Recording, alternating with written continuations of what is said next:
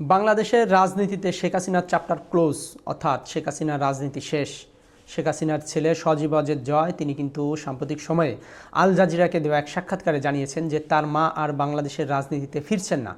তিনি জানান যে তার মা দেশে ফিরতে চান, সুযোগ পেলে দেশে ফিরবেন, কিন্তু বাংলাদেশের রাজনীতিতে তিনি আর ফিরবেন না। কারণ হিসেবে তিনি বলেছেন যে তার মার বয়স হয়েছে। শেখ হাসিনা ভারতে পালিয়ে যাবার পর তার নেতাকর্মীদের সাথে কিন্তু তিনি অডিও কল রেকর্ডে কিন্তু বিভিন্ন সময় বলে বেড়াচ্ছেন যে তিনি দেশে আসতেছেন, তিনি দেশে আসবেন, তিনি দেশে এসে ক্ষমতা নেবেন, তার যারা দেশ থেকে বিতাড়িত করেছে এবং যারা তার বিচার করছে তাদেরকে তিনি হত্যা করবেন, তাদের বিচার করবেন, তিনি যে কোনো সময় ফিরবেন, এ ধরনের কথা কিন্তু তার নেতাকর্মীদেরকে তিনি বলতেছেন। এবং এরই প্রেক্ষাপটে আবার সজীব ওয়াজেদ জয় গণমাধ্যমে তিনি বলতেছেন যে তার মার রাজনীতিতে ফেরার আর কোনো সম্ভাবনা নাই বা তিনি আর ফিরবেন না। এখন শেখ হাসিনার যে বক্তব্য তার নেতাকর্মীদের সাথে এবং সজীব ওয়াজেদ জয়ের যে বক্তব্য গণমাধ্যমের সাথে, দুটোর সাথে কিন্তু মিল নাই, আকাশ পাতাল পার্থক্য। দেখেন, শেখ হাসিনা সহ আওয়ামী লীগের যারা রাঘব বোয়াল তা তো ভারতে পালিয়ে গেছেন, বিভিন্ন দেশে পালিয়ে গেছেন। এখন এখানে রয়েছে কারা? আওয়ামী লীগের কিছু কর্মী সমর্থক, তৃণমূলের যারা নেতাকর্মী তারা রয়েছেন। এখন শেখ হাসিনা ভারত থেকে তাদেরকে আসলে আশা দেখাচ্ছেন যে আমি আসতেছি, যে কোনো সময় আসবো। অর্থাৎ তার নেতাকর্মীরা যাতে উৎসাহিত হয়, তা যাতে ভেঙে না পড়ে, তাদেরকে ওই যে মূল্য ঝুলানো, এক কথা মূল্য ঝুলানোর মতো একটা অবস্থায় রাখছে যে আমি আসতেছি, যে কোনো সময় আসবো, এদের বিচার করবো, এই করবো, সেই করবো।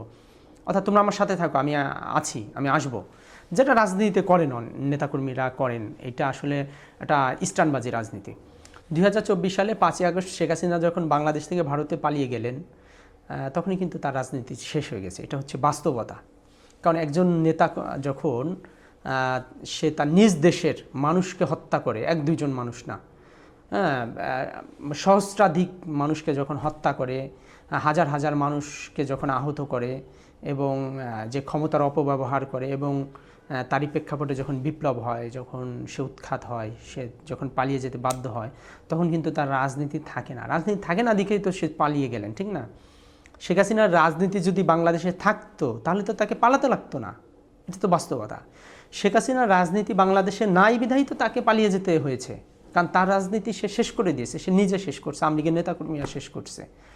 এখন শেখ হাসিনার রাজনীতি তো নাই, এটা তো 5ই আগস্টেই ফয়সালা হয়ে গেছে। শেখ হাসিনা এবং আওয়ামী লীগের নেতাকর্মীরা যেটা আশা করতেছেন, ভারতের মাধ্যমে হয়তো তারা আবার বাংলাদেশে ফিরতে পারবেন, বাংলাদেশে রাজনীতি করতে পারবেন।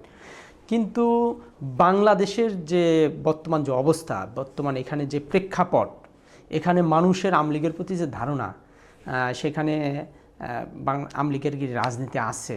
বস্তুত 2024 সালের 5ই আগস্ট যখন শেখ হাসিনা বাংলাদেশ থেকে ভারতে পালিয়ে চলে গেলেন এবং আওয়ামী লীগেরও যারা বড় বড় নেতা, রাঘব বোয়াল, তারাও যখন ভারত সহ অন্যান্য দেশে পালিয়ে গেছেন, তখনই তো বাংলাদেশে শেখ হাসিনা বা আওয়ামী লীগের রাজনীতি কিন্তু শেষ হয়ে গেছে।